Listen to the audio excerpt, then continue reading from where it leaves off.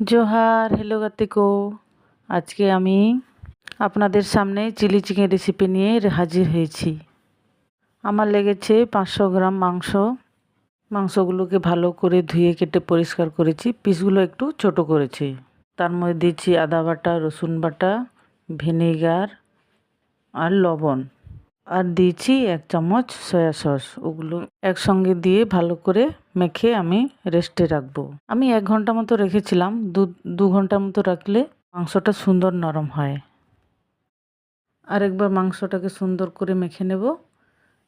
এবার মাখা হয়ে গেলে এতে দেব কাশ্মীরি লাল লঙ্কা, দেব 3 চামচ কর্নফ্লাওয়ার।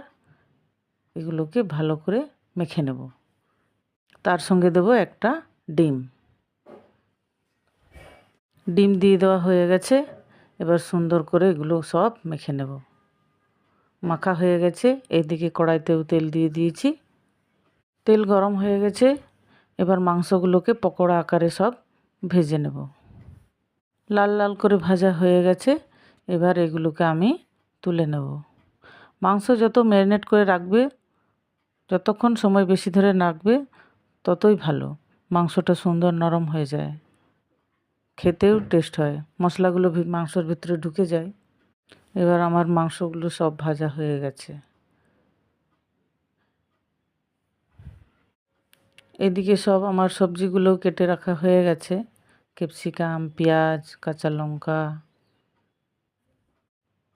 রসুন, আদা। এদিকে অন্য কড়াই আমি সাদা তেল দিয়ে দিয়েছি।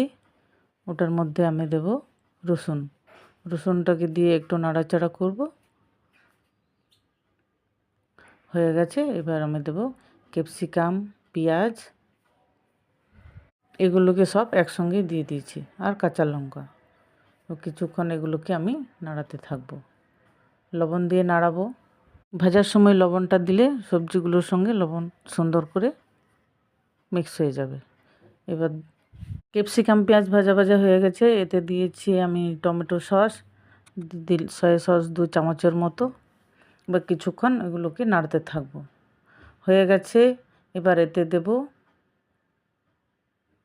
ভেজে রাখা পকোড়াগুলো দিয়ে দেওয়ার পর সব ভালো করে মিক্স করে নিয়েছি। আর এতে আমি দেব 1 চামচ কর্নফ্লাওয়ার জলে গুলে দিয়েছি, ওটা আমি দিয়ে দেওয়া হয়ে গেছে। খানিকক্ষণ নাড়াচাড়া করার পরে আদা কুচি দিয়ে আমি চিকেনটাকে নামিয়ে নেব। হয়ে গেছে আমার চিলি চিকেন রেডি। সম্পূর্ণ ভিডিওটা দেখার জন্য থ্যাংক ইউ।